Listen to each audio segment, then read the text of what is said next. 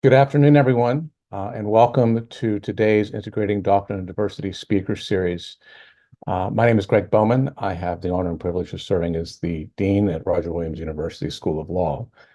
I'm going to start us off before I turn things over to our moderator, my colleague, Professor Nicole Dushlewski. But before I get into our land and labor acknowledgement to start the program off, I want to say a few words about our speaker today.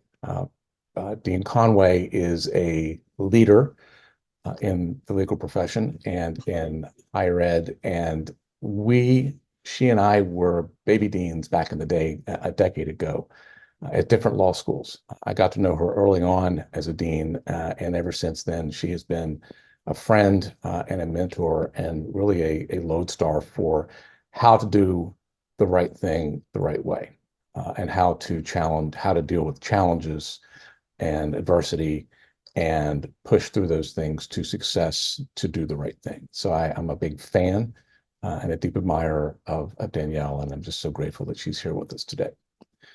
So I do want to start us off with our land and labor acknowledgement and then turn it over to our moderator. So as we begin our program today, I want to take these moments to reflect on the lands on which we reside.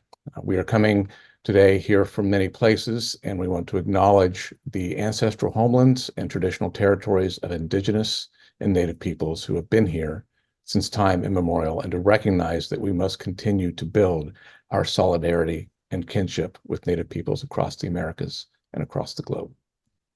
Roger Williams University School of Law is located in Bristol, Rhode Island, and so we acknowledge and we honor the Narragansett and Pokanoket people, as well as Somes, the original name of the land on which our campus resides.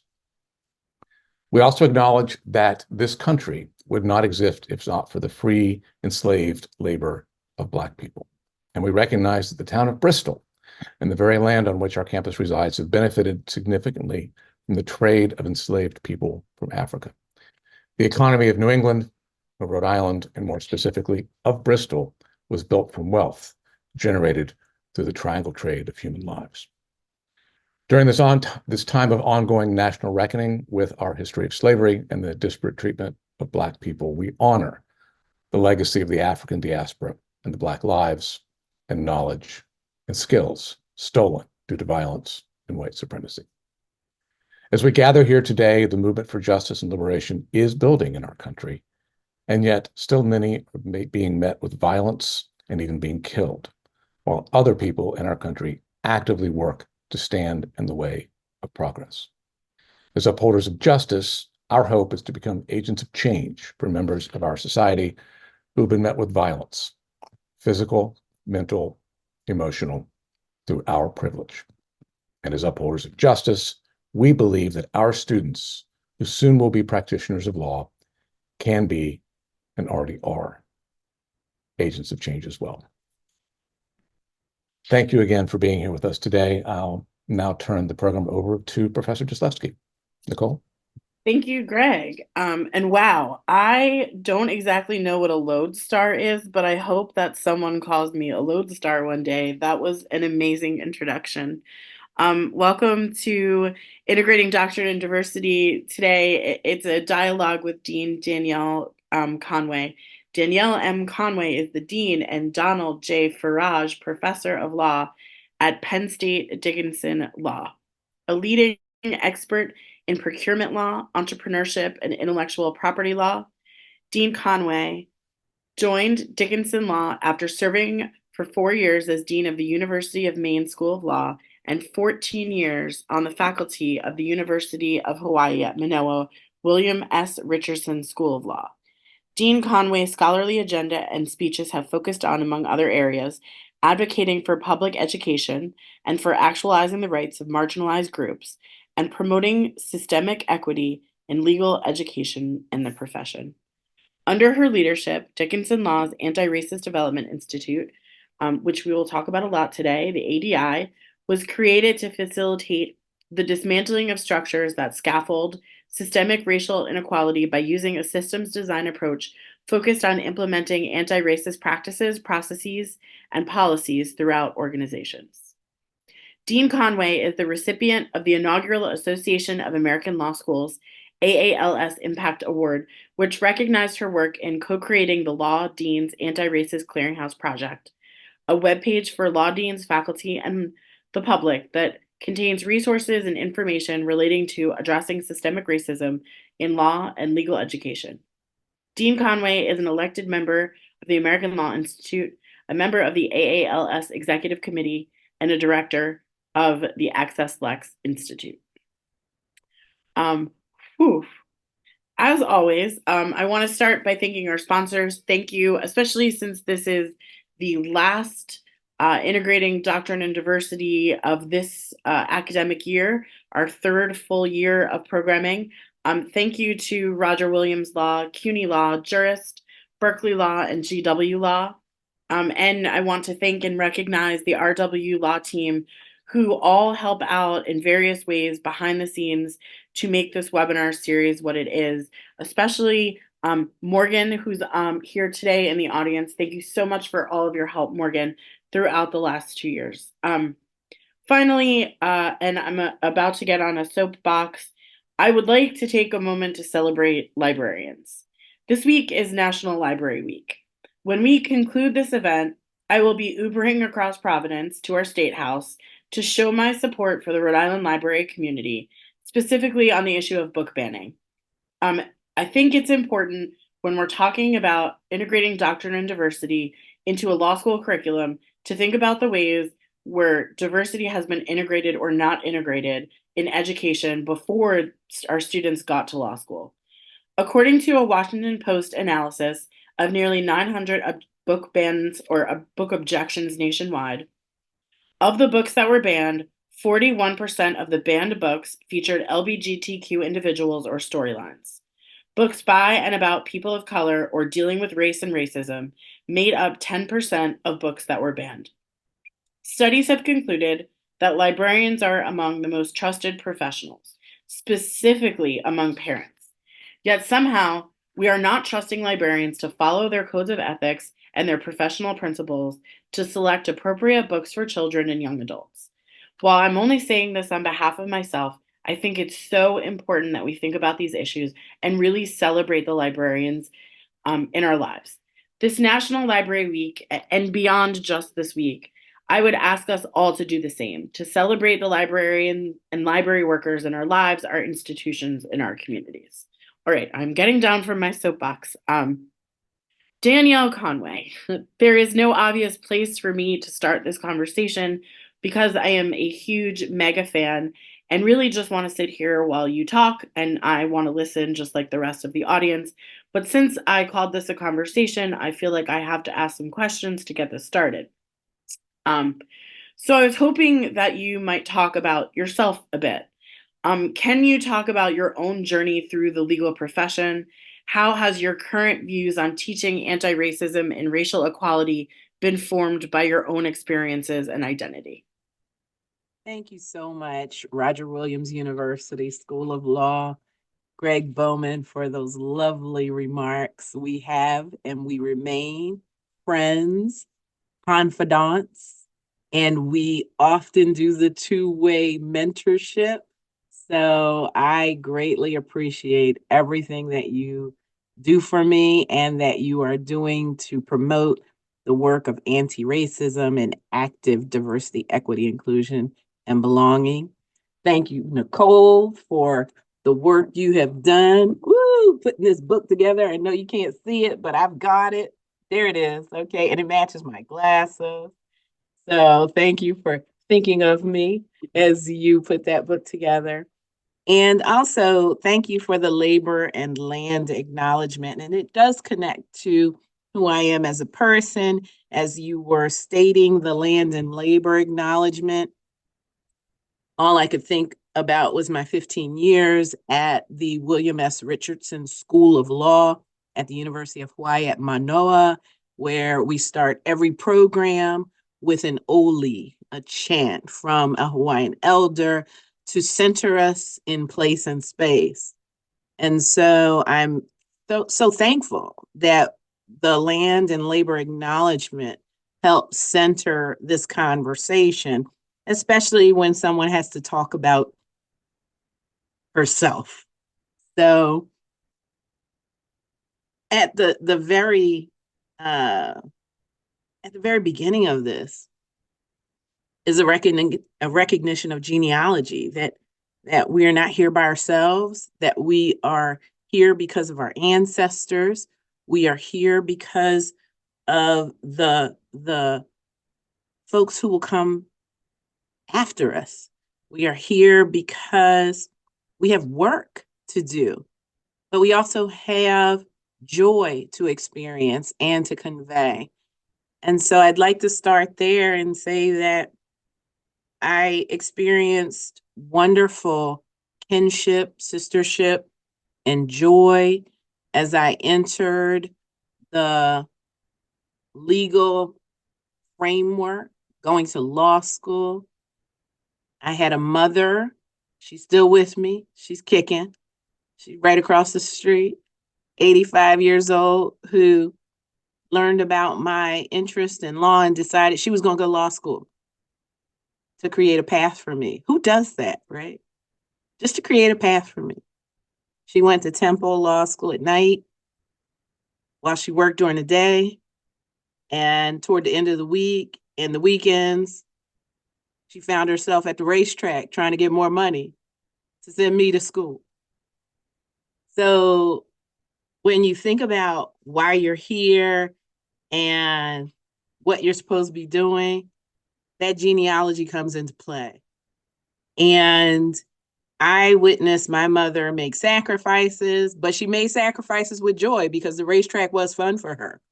But I witnessed my mom do unimaginable things to position me for success. And when my mother decided she was going to go to law school because I expressed an interest in becoming a lawyer, that was a lesson in commitment. And that was a lesson in love. And so that's really how it started. And how I got to and through law school was also pivotal, going to an HBCU. And there are many things online that talk about why I chose to go to an HBCU. But it was life affirming and life changing to be taught by people who looked like me. I'm a proud Howard University School of Law graduate, 1992.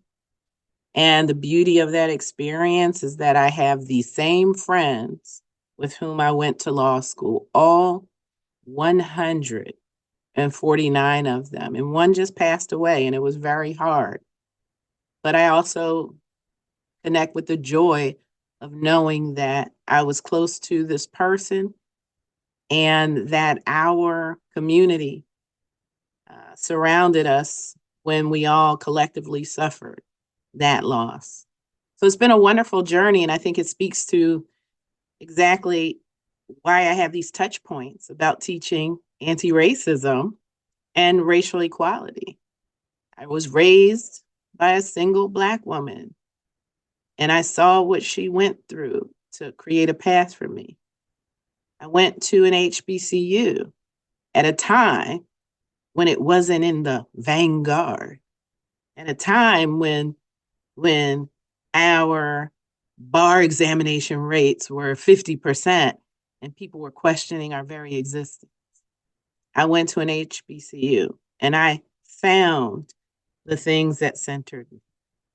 And so while I didn't have the language of anti-racism then, because even though in HBCU, everybody was concerned about meeting the standards of the hierarchy to make sure we raised our bar passage rates, I still had that sense of community, that sense of identity from being in that institution.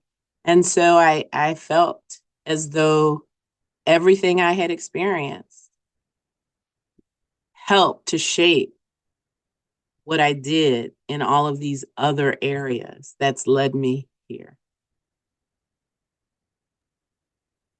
Thanks. I think about this so much, about like my own law school experience and how it has driven me to do the work that I do today. I think about my own communities, and it's really beautiful to hear you talk about your mother, and what she has done, and then to hear, I'm sure at some point today we will talk about your own role as mother. But thank you so much for being willing to share of yourself like that. At Roger Williams, we have a mandatory 3 credit class on race and the law. And in our class about anti racist legal education, we assign a reading or a podcast about you and the Law Dean's Anti Racist Clearinghouse Project. In the what we assign, it states, it quotes you saying, after the police killings of George Floyd, Ahmaud Arbery, and Breonna Taylor, Dickinson Law Dean Danielle Conway says she felt haunted by 2 sets of images. One was a collage of dozens of Black law deans commemorating the John Mercer Langston Legal Education Awards. The other set of images were the faces of Black people killed by the police. And you said, I couldn't get away from the comparison. That's when I said, I'm moved. I have to do something with this image because, but for one instance or one event with police, we could be in the other collage. Can you talk about your work and during and subsequent to the spring and summer of 2020, how have the events of that time period motivated you to act and to compel others to act, or compelled you to act and motivated others to act now? Yes, it is all quite interconnected. You mentioned, and I'm very proud to be a mother, parent. I have a wonderful husband who shows me how to be the best parent I can be. So I'm not doing it by myself like my mother did. But I have been moved in those images that I talked about, largely because of, at the time, my 8-year-old son, who we were connected at the hip, and we still are. Very happy about that. But I'm looking at my son and I'm thinking, what have I done bringing a child into this madness? And it was an amazing thing to actually talk about with myself, because those who know me, and I am very open in sharing this, that I suffered 4 more miscarriages before having my son. It's one of the reasons why anyone who knows me knows his nickname is Last Egg, because there's a lot in that name. But at that time, I questioned that journey of having a Black child because of the 9 minutes and 46 seconds that we all had to watch. And it was infuriating to witness such virulent inhumanity. So as I looked at my child, the only people that I felt like I could connect with who could help me through that were other Black women with children. And of course, our law deans, Black women law deans, were right there. So that when I texted them and I said, we got to get on a call because I don't even know how I'm coming through this. And we got on a call and I communicated what I was looking at in those collages. And they were able to give me language. They were able to give me those virtual hugs, those virtual sister shout outs, and say, yes, and, right? That's what the message was. Yes, I affirm what you're feeling. And what are we going to do about it? And that's what moved us to go and do something. And I realized I connected that genealogy, right? mana, the strength, the courage of those communities who have always poured into me. And it was my time to stand up and make sure that I was ready, willing, able, with the capacity to do that same pouring into others. And so that's how a lot of this started.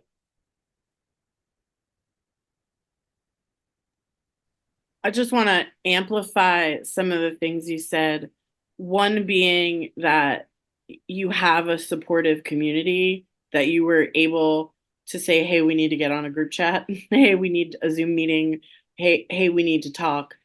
And that people responded, and how important it is to have that community, but also to be that community. And I also think the yes and is critical. It is so much easier to say yes than it is to say yes and. And I really cherish the people who say yes and I try to be the people who say yes and, but it is a lot of work. And so it is easy to say yes. Yes, I hear what you're saying. It is harder to say yes and so thank you for really uplifting those people, and for also being one of those people. So one of the things I want you to talk about, and it's on your behind you on your screen, the Antiracist Development Institute. And I read it in your bio, and I'll just repeat it. On the website for the ADI, it states Penn State Dickinson Law created the Antiracist Development Institute to dismantle structures that scaffold systemic racial inequality using a systems design approach for the purpose of achieving systemic equity and offering organizations across the country systems design-based approaches to implementing anti-racist practices, processes, and policies throughout each of their functions. Can you share about the work of the Antiracist Development Institute and talk about the successes it has had so far? Absolutely. And of course, I'll promote all of my colleagues here and all of the colleagues who have signed on to the project, Building an Anti-Racist Law School, Legal Academy, and Legal Profession, of which RU Law is a part. But what I will say is that the Anti-Racist Development Institute is this wonderful vehicle to spotlight this collective that is growing of over 130 chapter contributors and 65 law schools or law-related organizations to work on many aspects of anti-racism, particularly institutional anti-racism, not just the book series, but all aspects of this active work towards systemic equity. And so as we were ideating around what vehicle could we use, I was drawing on all kinds of experiences that I had. Many people know I am a 27-year veteran of the U.S. Army. And so that's where a lot of the systems design work comes from, having worked with engineers and contractors throughout my career and knowing that, hey, there's application of those great ways of getting projects done that we can draw on and be successful with. And being able to attach that systems design, how to get things done, with the great and important work of institutional anti-racism. And then the third leg of this stool that we've been able to innovate at the Antiracist Development Institute is this concept of critical pedagogy that I really learned the nuts and bolts about through my colleague, Dermot Groom, who is a professor here and who is a co-director of the Antiracist Development Institute. So combining these three concepts and principles have created this foundation, this platform for showing how to embed institutional anti-racism into an organization or an institution using a functionality approach. And so, on one level, it's all innovative and exciting and all that, but at the very same time, simultaneously, it's pedantic because of the systems design approach to get it done. And so just to give you an anchor for systems design, it is the process by which we identify who is being impacted by a system and how do we gauge that user or individual's dealings with a system so that we can understand the way that system is impacting that user, and we call those pain points. And then instead of trying to tell someone what they're experiencing or tell someone what issue is impacting them, it is about radical listening to hear from them how the system is impacting them and to put it in terms of their perspective as opposed to our own perspective, which I point out, we as lawyers are trained not to do. We are trained to do the opposite when we come into the legal sphere. We are trained to identify the issue and then to synthesize facts around that legal question that we identify, whether the user's pain points even knock on the door of that legal question. And so just our very training in law school defines a systems design approach. And so the work that I've been doing and the praxis scholarship I have been writing has been really directed at how to acknowledge these competing tensions and then to work with them so that we do not rewrite someone's experience, so that we, in fact, center their experience in how we teach and learn in law schools. And so it has been a phenomenal exercise to be engaged with because the other part of it is it's iterative, it doesn't end. And I hear a lot of people talk about being exhausted all. And I always push back on that term. And I say that let's not frame it as exhaustion. Let's actually acknowledge that this is iterative and perpetual. With that framing, it encourages us to say, oh, I'm not going to be on the roller coaster today. Today is not my day. I'm going to go and plug into well-being. I'm going to go and plug into joy. I'm going to go and plug into love so that when I'm ready to re-engage with the perpetual, with the iterative, I am full up. I am strong in my center. And I can get back on the roller coaster. And the getting back on the roller coaster allows someone else to get off and do the very same thing. And so that well-being becomes perpetual and iterative. So I'm really excited because I've actually put this together outside of the book series, Building an Anti-Racist Law School, Legal Academy, and Legal Profession. I just finished writing a law review article called Institutional Anti-Racism and Critical Pedagogy. For all you sci-fi people, here's the subtext: a quantum leap forward for legal education in the Legal Academy. And so University of Alabama Law Review is publishing it, and it is so accessible. You know, I'm always surprised at how the red wine allows me to write so clearly. So it's very accessible.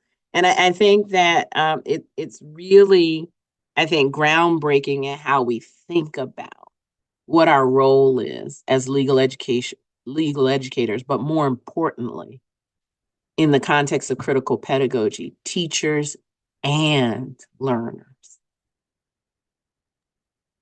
Thanks. What I really like about the Antiracist Development Institute is that it is different in the sense that I feel like I think everyone in the audience is going to shake their head. I've been to a lot of diversity trainings.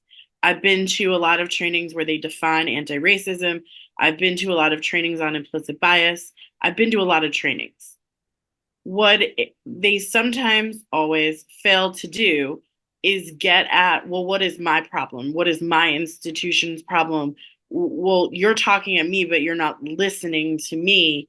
And it's not a theoretical problem, it's an actual problem. And so this systems design forces us to center the people with the problem.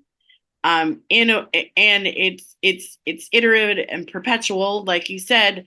But it also is intertwined with the actual place it's being done, the institution, the point of conflict, in a way that a training seems to miss. And so it's more engaging. It feels more relevant. It also feels like it's never going to end. Good things and bad things. But I thank you so much for describing it. That was really helpful. If you don't know much about it, check it out. If you do know, you're all sitting at home shaking your head or writing into the chat about how brilliant she is, which of course, yes. In your essay, Anti-Racist Lawyering in Practice Begins with the Practice of Teaching and Learning Anti-Racism in Law School, you state, those systemic racial inequality is embedded in America's systems of laws, the duties and responsibilities of legal education, the legal academy, and the legal profession are to engage in action, reflection, and transformative change that will give meaning to the democratic ideals of equality and justice.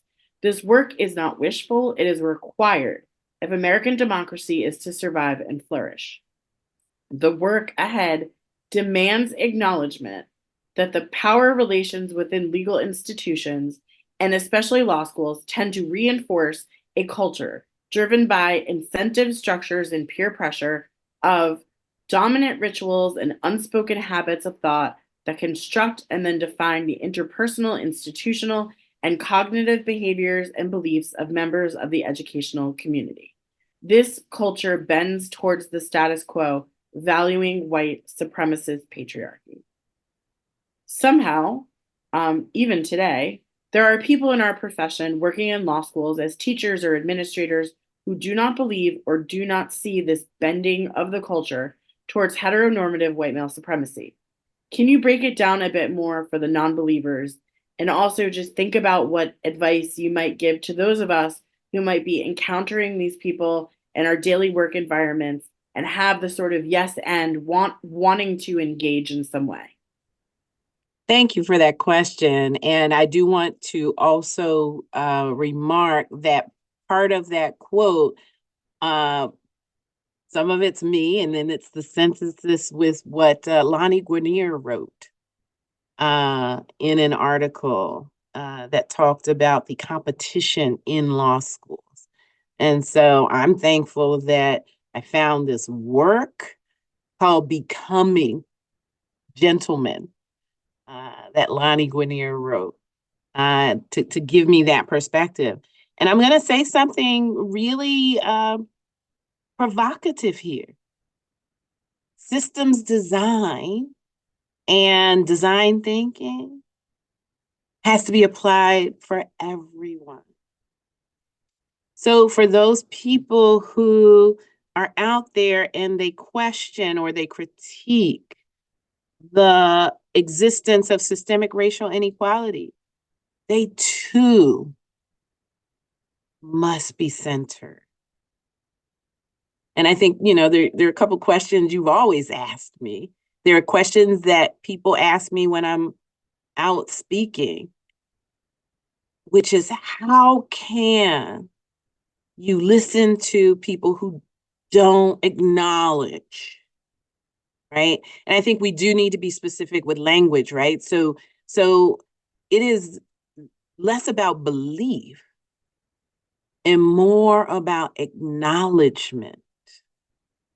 Because belief goes into opinions and ideologies.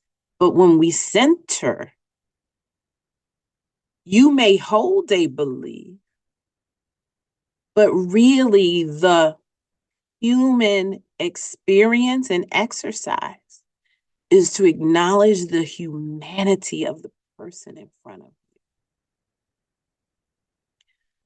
So I practice systems design. I practice institutional anti-racism. I practice critical pedagogy by acknowledging ideologies of others. Because the expectation must be that the other should also acknowledge me. So that's the first test. And boy, that's a well nigh insurmountable test for many people.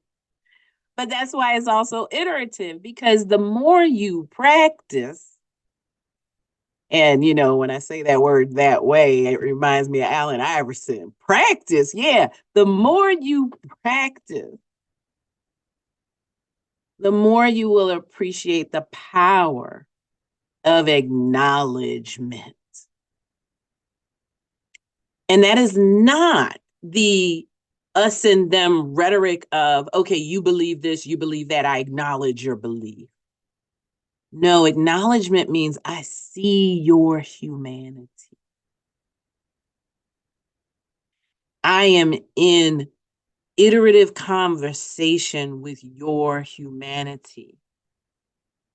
And my desire is that you mirror that for me, and that you remain in a posture of teaching and learning in order to reflect upon what you are being told through that centering exercise. And this too is the point about what we miss in workshops, in trainings. They're so linear. It is text box check approach. But if you commit to the humanity of iterative discourse and centering, the conversations continue. And there will be change and transformation. I just watched this movie. I was on my movie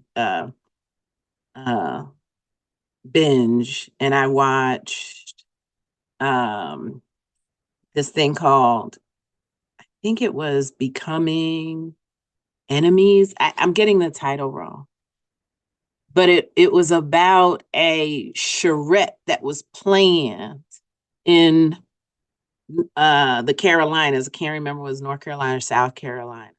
But it was about a Ku Klux Klan president, and then a Black woman race sex activist, right? She's out there doing Black feminism. And through this charrette process, they had to determine how a school would integrate, especially after the school attended by Black students went up in flames. And so the pivotal moment where the Ku Klux Klan president really began to see the humanity of this Black woman was when the woman used all of her chits, all of her built up power of advocacy in the community to get the Ku Klux Klan member's son, who had Down syndrome, a separate hospital room so that the son could be comfortable. Thanks, Best of Enemies. Oh my goodness, I appreciate that. Best of Enemies. Got to check it out. I think it was on Netflix. And that moment spoke to me because it was in that charrette, in that discourse, and the recognition of humanity that made these events happen. And I won't give it away for you. You should really watch it. But it reminded me of this work we're doing with systems design, which also reminded me. And there are 100 and there, congratulations. They were like at the height of this, 124 people on the call. Well done. But it reminds me that every person on this call is doing this work. Else they wouldn't even be here. So as we all, from our various perspectives, are working on this, you see the sphere that develops. And when we center someone in that sphere who has an ideology of the dominant white supremacist, imperialist, capitalist patriarchy, that sphere can surround them. And that sphere is not one of torment or accusation or darts or discord. That sphere is one of love and understanding of the human condition. I feel like I asked you that question because I've asked you that question before, and I wanted everyone to hear what I had heard. And thank you. I feel like we can end. We can be done now. Yeah, because you were there when that person asked that question, right? Yeah, it is. So that is the part that I think is hardest for me. I think so many of us struggle with it. Is the well, what do you do about the people who don't think what I think or who don't see what I see? And you have to surround them with love and engage, and it's iterative, and be a teacher and a learner, a speaker and a listener, and that the listening might be actually more important. It is what I think we all need to hear. And I think the thing that sort of moves everybody forward. So thank you for that. In the same essay, you wrote, the Legal Academy, for its part, has a responsibility to deliver a program of legal education that acknowledges and acts to internalize I don't even know what this word is. Instantiation, is that word? Yes, instantiation of democracy that meaningfully addresses systemic racial inequality. It's not sufficient for the Legal Academy to only denounce systemic racial inequality. Instead, the Legal Academy must pair action with words. In addition, the action that is required cannot be performative. Rather, it must be in the form of vigorous resistance to rationalizing racism, sexism, anti-Semitism, nativism, heterosexism, classism, cisgenderism, and ableism. End quote. Can you share about what advice you have for the Academy on how to do this in a way which is beyond performative? What have you seen work, and how can all of us work together to effectuate this kind of change? Certainly. So before, when we were talking about the work of the Antiracist Development Institute, and we were talking about the work of an organization and an institution and the functions that make those institutions work or organizations work, it's like reducing an organization or an institution down to its most fundamental parts. So it works really well, for example, in higher education, because especially in law schools, because we all have the same departments, we all have the same units. Look across any law school, and we are operating essentially under the same structure. But it's within that structure that we can test our commitments to active diversity, equity, inclusion, belonging, institutional anti-racism, or some mix of both, where we say, what am I responsible for? What is the portfolio of my unit? Now, with my portfolio, if I have 10 tasks or 10 responsibilities in that portfolio, and I want to practice anti-racism or active diversity, equity, inclusion, and belonging, I might take one of those 10 tasks that make up my portfolio and then practice embedding systemic equity active DEIB or anti-racism into that task. And because it's iterative, I can test what I have been ideating. I can implement it. I can get feedback from others. And then I can tweak it again to improve it or to learn from negative know-how, which says, hey, that didn't quite work like this. Maybe you could change this input to get a different output. And then once you get to a place, and nothing's perfect, that's the other thing, absolutely nothing's perfect. So say you get to a place where you have, 78% of what we're doing on task 1 has really moved the needle on anti-racism or active diversity, equity, inclusion, and belonging, or systemic equity. I'm moving to task 2, because when I do task 2, I might learn some things that actually might take my 78% from task 1 up to 83%, because I'm learning from what I did with task 2. And it's to begin thinking about the portfolio within your department that makes up that larger institution. And so in some respects, as I mentioned, systems design could seem very pedantic, because you can really get comfortable with not changing your unit, or you can get comfortable with transforming your unit. And so those are choices. I'll bring my child back into this last egg. He can mimic his mother so well. He knows he's done something. I'll walk into the room, he'll look at me, and he goes, choices. Choices.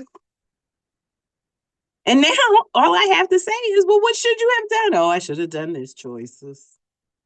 Right? Because it's become a habit. That's how we train ourselves to do something that invariably seems hard, but ultimately is not. Breaking it down to its constituent elements and practicing anti-racism.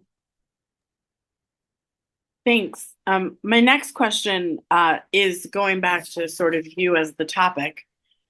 Your genius is not just that you are brilliant. It is, in my opinion, at least, that you are brilliant and kind. You approach others, even and especially those who might see things different than you, with warmth and respect. You are advising us to sort of love people despite and because of who they are or what they think. You genuinely are who you are despite your title. Can you share a bit about how you balance your role as the dean of a law school and a professor and a scholar with who you are as a person and a mother and a daughter and a human, and give any advice you might have on how to be your own authentic self in a workplace environment? So again, I want to thank all of these people who came on to listen to me, but I fundamentally believe that I am not special. I'm just not special. I get up and I do what I do, because to do anything else is to miss out on what the day can bring you. And so, I never ever think of myself as brilliant. I accept that you said that about me, and I love you for it. But I am doing what everyone else knows how to do. I will take on the moniker of action-oriented. I am action-oriented. There is no question about that.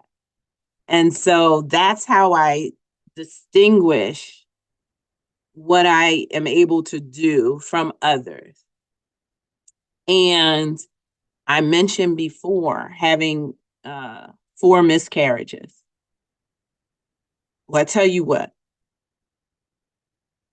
the people who got me through that so that I could stop seeing gray and could see these wonderful blue backgrounds that you see, the greens, the oranges, the people who got me through that loved all over me to get me through that. The prize was not my last egg. The prize was that those grays were lifted from my eye. And it wasn't because of anything that I did to get myself through it. It was because other people loved on me to get me through it. And I remember every single person who got me through that. So when I'm doing my action-oriented thing, it is part tribute to all of those people. It's obviously tribute to my beautiful last egg. Y'all all see him on Facebook. I love him. I love my husband. When you look at his smile, he looks like a Kevin Hart, but with extra poundage, and he's a good barbecuer. I love how these people have brought me through. And I just want to share that with anyone that I meet. I totally agree. I think it is so important to kind of be in touch with all that you are thankful for, and like to create the positivity that you want to see, and to be radically grateful for the people in your life. As another person who sort of self-identifies as action oriented, um, I can't do everything, but I can do what I can do, and I'm constantly inspired by the people that I work with, by the people who come to these things. But there are people in the audience that I'm like amazed by the people on Twitter. But like you get sort of these little bits of motivation and amazingness from all these people, and it like propels you forward to do the next thing. And you're right, anybody could be doing this, and many people are. And that's what creates this sort of amazing, vibrant community. Which brings me to my last question. From where or who do you get inspiration? Who are your heroes inside and outside of law? How do you replenish your spirit after a hard day? So I will tell you, the people on this call, I've said this now 3 or 4 times, it's people on this call, right?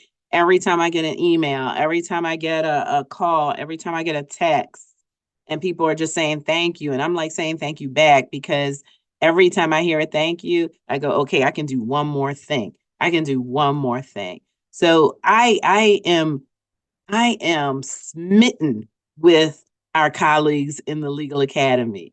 I am just wrapped by what we are doing in all of these spaces. So you are all my heroes, my sheroes, all of that is just fantastic. I think you probably know the answer to, how do I replenish my spirit? Anybody who's been on a call with me, a Zoom call from my house, you get a wonderful view of our sort of music room. And my son plays the violin, I play the piano, and he will sit and listen to my Zoom calls. And as soon as I'm off my Zoom call, not because he cares about practicing, because again, Mr. Allen Iverson, my son is not all into practicing the violin. Practice, he says, practice. But he knows what it means to me that we come together and then we play these instruments together. So he'll give me that little sly eye, come on, mommy, let's do it, right? And he'll give me 10 minutes of his time where we can practice the piano and the violin together. And oh my God, I am wrapped around his finger. I'm like, okay, let's do it, 10 minutes. And it's that 10 minutes that carries me through the next task that I have to do. So I've got to hands down say it's my last egg who helps me replenish my tank. For those of you who are not a fan of Philly sports, I recommend after this going out and going on YouTube and just typing Allen Iverson press conference practice, where he repeats the word practice like 20 times, and it's the funniest thing ever. Um, I really get replenished by turning off my brain and watching really terrible television. Yeah. Much to the chagrin of my family and also the people I work with, because I come in really excited about TV shows that no one should be watching. Uh, and like I'm sort of proud that I work at a place where no one watches the same TV as me, because I think that makes us all better people. Um, but and then you're able to like pick up the next day or 10 minutes later or an hour later and restart and re-engage with everything, and there you are.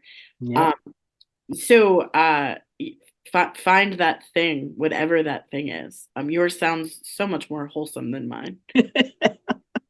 Um, and we are getting in the chat. Uh, Tawanda is saying, make plans now to attend the second annual ADI convening, October 16th to 18th, 2024. Save the date. Do you want to talk about the convening, the one that happened, the one that's coming? Absolutely. So I have these amazing colleagues, Tawanda Hunter Stallworth, who is program manager for the Antiracist Development Institute. We have placed a date on the calendar, and you should all come to Carlisle, Pennsylvania, in central Pennsylvania, where we are doing anti-racism. Come on, people. So the second convening is October 16th and 18th through the 18th. You are going to have a phenomenal time. We rocked out last year. It was amazing. People did not want to go home. Again, they did not want to go home from Carlisle, Pennsylvania. So please come see what we have on order here. And if you live somewhere that there aren't a lot of cornfields, it is the perfect fall retreat to Carlisle. There are cornfields, and it is spooky in the best way possible. We do have a question in the Q&A, Sure. if you're interested in answering. Sure. Does the ADI Institute address issues surrounding people of color that inflict harm on other people of color that was historically inflicted on them by non-people of color? Does the ADI address that, or do you want to talk about that at all? The answer is yes and yes. Oh my goodness, of course, right? Because these hierarchies are learned behaviors. So I often talk about any person who identifies having an intersectional identity, any person of color, any example of religious hierarchy, right? Because we are so bound in this hierarchy and so intent on trying to get close to the power that is whiteness. We all seek to gain a rung on that hierarchy. And so that desire, that insatiable desire to move up the hierarchy, that insatiable desire to be in the proximity of power and privilege has demonstrated why people, especially people of color or men or women, against transgender people, against LGBTQIA people. These are the expected responses when we adhere to these racialized and intersectional injustices on this hierarchy. And yes, we are in the business and the practice of dismantling that too. Hey, Shawnee, I love you.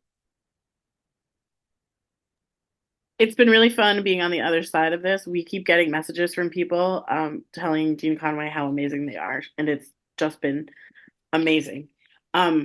So that is all for us. Although once you the the best part of this for me is once you come on this and you do a good job, it just means I call you more often to come back and answer more questions. Thank you for being willing to speak to everyone today.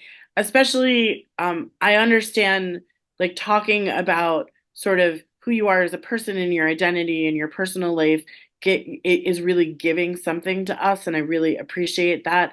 Not everyone has the privilege of being able to sort of risk that, and I really appreciate it. Thanks to everyone out there in the audience.